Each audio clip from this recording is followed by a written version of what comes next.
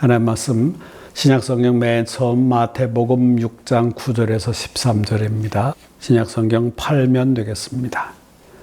마태복음 6장 9절부터 합독하겠습니다. 그러므로 너희는 이렇게 기도하라. 하늘에 계신 우리 아버지여, 이름이 거룩히 여김을 받으시오며 나라가 임하시오며 뜻이 하늘에서 이루어진 것 같이 땅에서도 이루어지이다.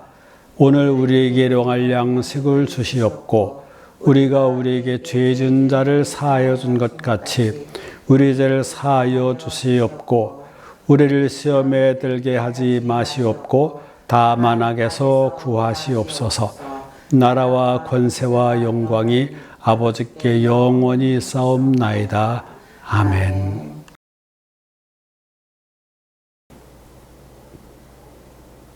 지난주에 주기도문에 대해 말씀을 나누었습니다. 한 주간 어느 때보다 주기도문을 많이 대하셨는지요? 의도적으로라도 자주 대하면 습관이 되고 습관은 운명도 달라진다는 말이 빈말은 아닐 것입니다. 심은 대로 거두니까요. 우리의 평상시의 삶의 현장이 예배처소도 되지요. 꼭 예배 시간과 공간에만 하나님이 계시지 않잖아요. 저는 지난 주간에 평상시에 안 하던 시도를 해보았습니다. 교회 앞뒤 뜰에 있는 꽃과 나무에 매일 물을 줘야 됩니다. 크지는 않아도 작은 텃밭과 교회 마당에서 물을 기다립니다. 상추, 깻잎, 비트, 고추, 호박, 오이, 가지, 토마토 등에 물을 주어야 합니다. 목말라 하는 곳에 물을 주면 금방 싱싱해집니다. 우리 영혼도 목마를 때 기도의 물을 연결해 주어야 합니다. 안 그러면 다른 것으로 채우려 엉뚱한 것을 찾게 되지요. 대치 효과로는 우리 영혼이 채워지지 않습니다. 교회 앞뒤 뜰에 아로니아가 몇 그루 있는데 열매가 열리면 해마다 따서 말리고 또 방앗간에서 가루로 만들어서 아로니아 청을 만든 후에 매일 아침 요플레에 넣어서 섭취하면 좋더군요. 아로니아에 물을 주면서 생각했습니다. 물을 주어야 할 식물들이 여러 되니까 안배를 하면서 물을 주게 되더군요. 나무에는 조금 더 시간을 할애해야 합니다. 그 시간에 아로니아에 물을 주는 시간에 주기도문을 하게 되었습니다. 나무를 옮겨 물을 줄 때마다 주기도문을 하게 되니까 저도 좋고 물을 받는 식물도 아마 좋아할 거라는 생각이 들었습니다. 주기도문은 주님께서 직접 제자들에게 가르쳐 주신 기도문이고 모든 기도 중에 기도입니다. 중요 내용을 간결하게 정리하지요. 주기도문에는 몇 가지 특성이 있습니다. 모범적인 기도입니다. 간결하고 단순합니다. 완전한 기도입니다. 구조는 3+3. 수직적으로 하나님을 향해서 기도해야 할 것 3가지. 수평적으로 인간을 위한 기도 3가지가 순서대로 있습니다. 내게 아무리 중요한 기도를 할지라도 먼저 하나님을 생각하고 하나님께 대해 기도해야 할 것들이 있습니다.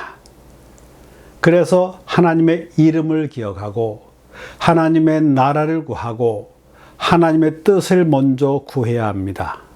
그 다음에 비로소 인간을 위한 기도를 해야지요. 먼저 일용할 양식을 위한 기도, 그리고 용서받기 위한 기도, 시험에 들지 않고 악에서 구원받기 위한 기도를 해야 합니다. 그리고 주기도문은 시제로도 구분됩니다. 현재 일용할 양식에 대한 기도, 과거 허물을 회복시켜달라는 용서의 기도, 미래 악에서 구원해달라는 기도입니다. 주기도문은 자녀가 아버지를 부르듯이 친근감 있게 하늘에 계신 우리 아버지여 부르는 것으로 기도를 시작합니다. 여러분의 삶의 현장을 예배 처소로 알고 하나님을 이렇게 부를 때마다 마음 상태가 다르게 부딪힐 겁니다. 일이 잘 되는 상황에서 하나님 부르면 목소리는 맑을 것이고, 일이 꼬이는 상황에서, 힘든 상황에서 하나님을 부르는 소리는 확연히 다를 것입니다. 애절한 목소리로 눈물도 흘리면서 하나님을 부르겠지요. 대충 부르는 것이 아니라 주님께서 가르쳐 주신 대로 기도하세요. 하늘에 계신 우리 아버지요. 창조주 하나님으로는 먼데 계신 분으로 느껴지지만 가족끼리 사용하는 말대로 우리 아버지요 라고 기도하기를 계속해 보세요. 처음에는 기도할 말이 많고 이것저것 설명도 하겠지만 아마도 나중에는 아버지요 애절한 부름 속에 다 포함될 거려. 아버지 하나님은 다 아시지요. 설명 다 안 해도 모든 형편 잘 아시잖아요. 과거와 현재와 미래까지 다 아시잖아요. 아버지를 부르면 함축적으로 이 마음을 전달하게 됩니다. 그 다음 기도 문장 오늘 대하게 됩니다. 아버지의 이름을 거룩하게 하시며. 우선 이 부분에 대해서 혼동이 되실 수 있습니다. 전에는 이름이 거룩히 여김을 받으시오며 라고 주기도문 되어 있는데 이제 조금씩 기도해 오다가 보완해서 아버지의 이름을 거룩하게 하시며 라고 기도하고 있습니다. 이 세월이 흐르면 성경의 원뜻은 변하지 않아도 표현 방법은 달라지기도 합니다. 그러므로 성경을 번역하는 과정에서 개역 성경이 오래되어 개역 개정 성경으로 공인된 전문가 모임에서 나름 원칙을 가지고 번역을 하게 되었습니다. 여기에 맞추어 주기도문도 재정리해서 전달되었고요. 이렇게 내려온 것을 개신교 통합 측에서도 사용하고 있습니다. 그래서 전에 사용하던 주기도문에 익은 사람들은 주기도문 외울 때 왔다 갔다 혼돈스러워서 아예 보고 읽기도 합니다. 무의식 중에 나오는 것은 요즘 외운 것이 아니라 오랫동안 사용했던 문장이 입에서 튀어나오거든요. 이름이 거룩히 여김을 받으시오며, 이런 부분에 대해서도 다른 주장들도 있습니다. 우리가 어떻게 하나님의 이름을 거룩하게 해드릴 수가 있냐? 죄로 가득한 존재가 절대적으로 거룩하신 분을 삶을 통해서 어떻게 거룩하게 해드릴 수 있는가 하는 것입니다. 이런 반문을 하면 딱히 대답할 말이 없습니다. 그저 수긍할 수밖에 없는 죄인된 존재들 아닙니까? 하지만 이 시간 지나치게 문장의 논리로 씨름하고 싶지는 않습니다. 표현은 이렇게도 저렇게도 할 수가 있는데 중심 의도가 오르면 주님 받으시는 주기도문이 될 것으로 믿기 때문입니다. 중요한 것은 기도의 시작이 하나님이어야 된다는 사실입니다. 주님께서 이것을 가르치길 원하셨습니다. 아이들이 아버지라고 부르면서 그 다음 맨 먼저 무슨 말을 하겠습니까? 자기가 필요한 건 말하겠죠. 아빠, 돈. 아이는 자기의 필요를 위해서 아버지를 부르는 거지요. 뭐 그 시절은 당연한 현상입니다. 자기 중심적이니까. 그러면 크면 달라지나요? 커서도 마찬가지일 때가 많습니다. 하나님을 아버지로 부르면서도 마음속에는 자기의 필요입니다. 오래 교회 다니고 아무리 직분받고 은혜를 받아도 마찬가지더군요. 주님은 아마도 그런 것을 신앙교육적으로 생활화시켜 주려고 이렇게 기도하라고 하신 것 같습니다. 아버지를 부르고 그 다음은 내 것이 아니라 하나님의 이름입니다. 여전히 하나님을 찾으라는 겁니다. 기도의 시작은 하나님입니다. 기도의 내용도 먼저 하나님에 관한 것입니다. 생각의 초점을 아래가 아니라 위로 향하라는 것입니다. 잠깐만 하나님 찾고 끝나지 말고 생각에 하나님으로 머물기를 주님은 원하셨습니다. 그래서 하늘을 먼저 말하라고 하신 것 아닐까요? 하나님의 이름, 하나님의 나라, 하나님의 뜻을 먼저 구하라고 하십니다. 수직적으로 먼저 그렇게 기도하고 그 다음에 땅에 관한 것을 구하라는 것입니다. 이렇게 되는 것은 저절로 되는 게 아닙니다. 지식으로 배운다고 되는 것도 아닙니다. 주기도문을 외우면서 습관화시키면 우리 머리가 그렇게 회전하게 됩니다. 그렇게 움직여가게 됩니다. 하나님으로 철저히 시작하는 게 바른 기도입니다. 그런데 조금 더 구체화시킵니다. 하늘의 아버지, 우리의 아버지, 그리고 아버지의 이름에 대해서 언급하십니다. 우리가 어떻게 하나님의 이름을 거룩하게 할 수 있을까요?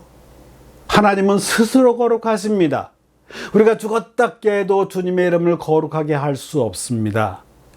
오히려 먹칠이나 하지 않으면 다행입니다. 교회를 많이 한다고 거룩하게 해드리는 거 아닙니다. 남보다 직분 많이 받는다고 거룩하게 해드리는 거 아닙니다. 오히려 주님의 이름을 욕되게 하지 않나 비추어 보아야 합니다. 주님은 능력을 앞세우지 않았습니다. 은혜는 나중입니다. 우리가 주님의 이름을 먼저 부르기를 기도하기를 원하셨습니다. 이름은 중요합니다. 우리가 기도할 때 하나님의 영광이 우리의 유익보다 우선합니다. 하나님의 이름이 의미하는 것은 하나님의 속성 모든 것을 대표합니다. 우리가 어떤 사람의 이름을 부를 때 그 사람의 인간됨됨이나 취미나 성격이나 기질을 생각하게 됩니다.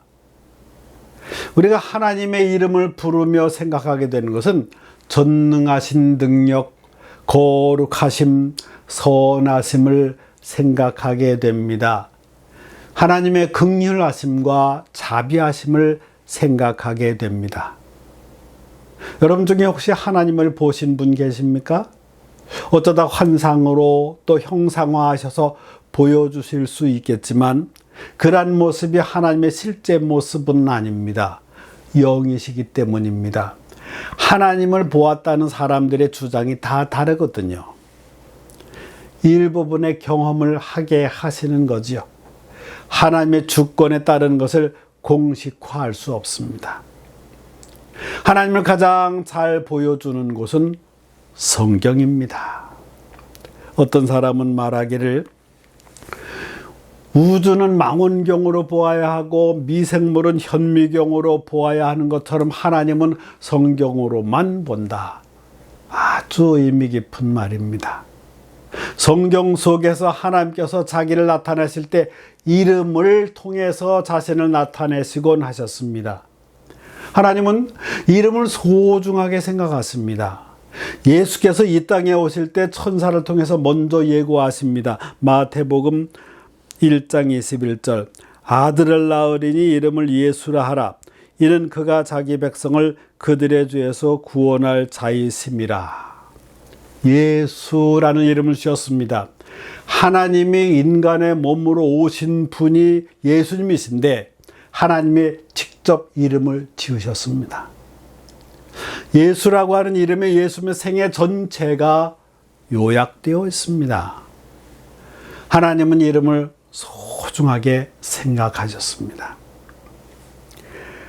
은혜 받는 비결은 하나님이 기뻐하신 것을 우리도 기뻐하고 하나님이 싫어하신 것을 우리도 싫어하고 하나님의 소중히 여기는 것을 우리도 소중히 여기는 것입니다.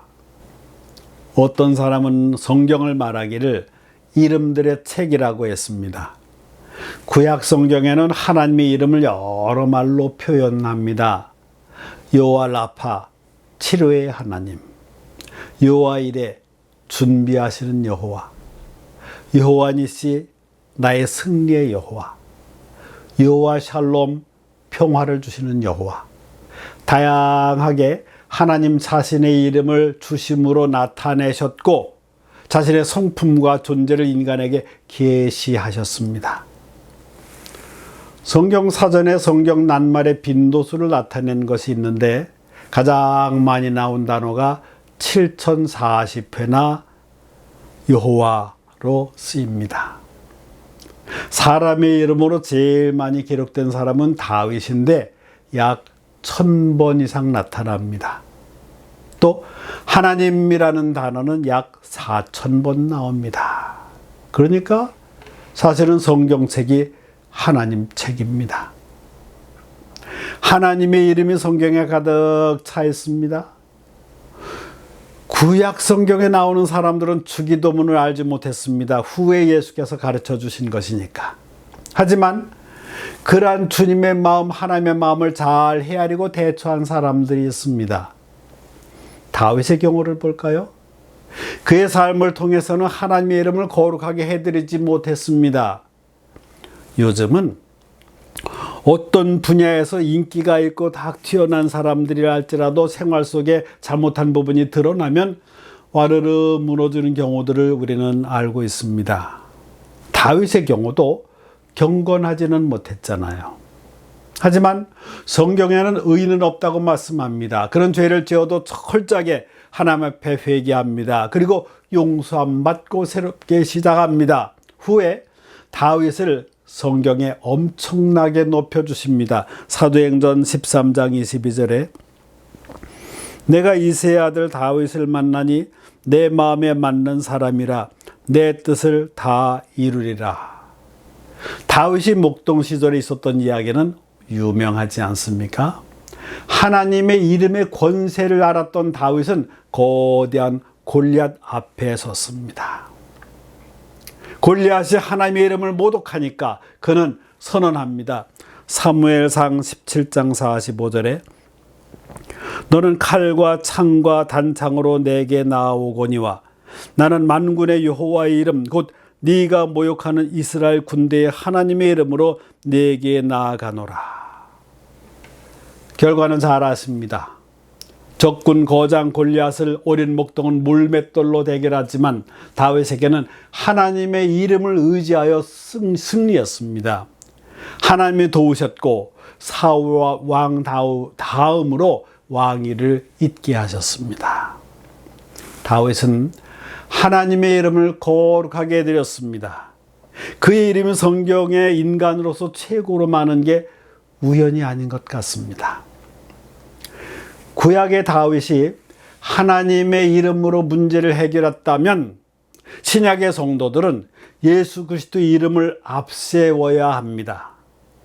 우리는 내세울 만한 존재가 아닙니다. 하지만 하나님 믿으면 하나님 자녀입니다. 예수 그리스도를 믿으면 그리스도인입니다. 어디를 가더라도 말을 안 해도 사람들은 다 압니다. 그러므로 우리의 예배처는 교회만이 아님을 알아야 합니다. 어디 있더라도 우리의 소속을 알고 주님을 높여드려야 합니다. 하나님을 높여드리기 위해서 하나님의 이름을 거룩하게 사용하고 우리는 부족하지만 실수도 많이 하지만 주님의 이름이 욕되지 않게 구별되어 살아가도록 힘써야 합니다. 어떤 경기나 또 예술 경연이나 또 가끔 볼 수 있는 장면입니다. 골을 넣거나 상대를 이기거나 1등을 하게 되면 선수가 무릎을 꿇고 기도합니다. 하나님의 영광을 위해서 쉽지 않은 연기지요. 그런데 반대 경우가 되면 어떻게 될까요? 우리끼리 이야기하지만 골이 안 들어갔어요. 상대방에게 쳤어요. 1등도 놓쳤어요. 그때에도 무릎 꿇고 기도할 수 있을까요? 그러면 청중이 어떻게 생각할까요? 그러면 하나님께 영광이 올려드릴 수 있을까요? 이겨야만 하나님께 영광 돌아가고 지면 가려지나요? 지면 실패하면 하나님의 거룩한 이름이 가려지나요? 우리가 하나님보다 높아지려고 하지 말아야 합니다.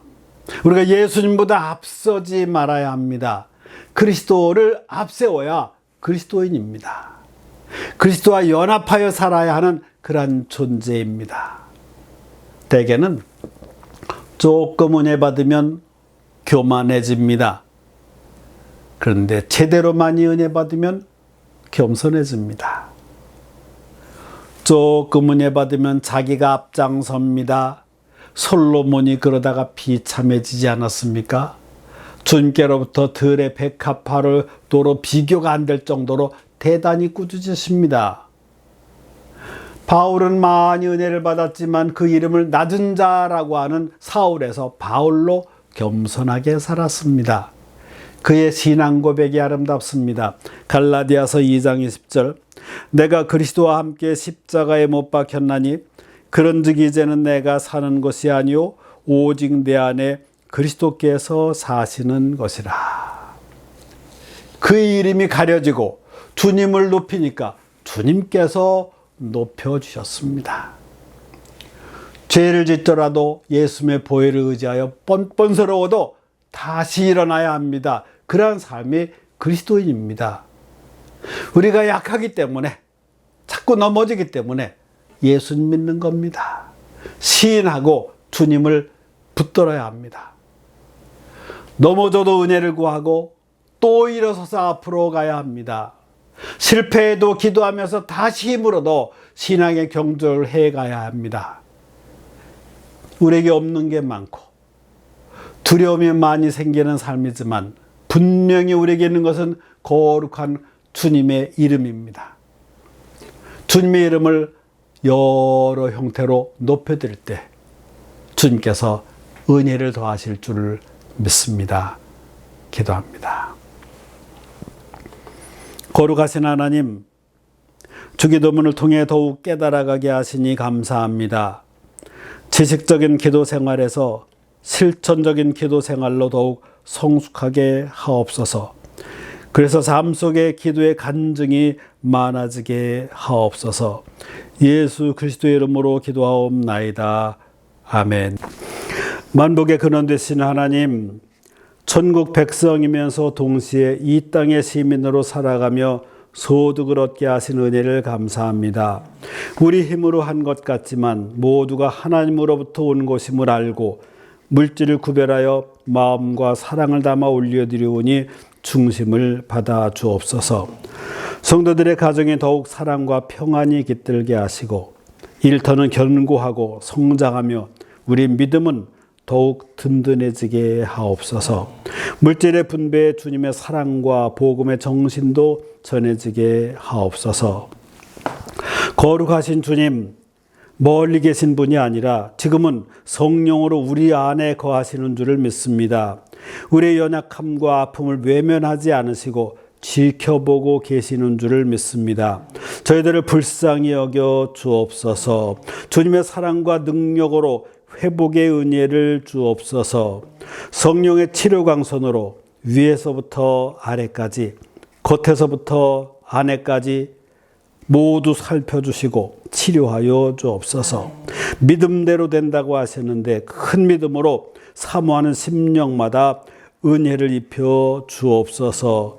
예수 그리스도의 이름으로 축복하며 기도하며 이제는 우리 주 예수 그리스도의 은혜와 하나님 아버지의 극진하신 사랑과 성령님의 감동, 감화, 충만, 교통하심이 거룩하신 주님의 이름을 힘입어 그 능력으로 살아가기 원하는 믿음의 성도들 위해 이제부터 영원토록 함께 하시기를 간절히 축원하옵나이다.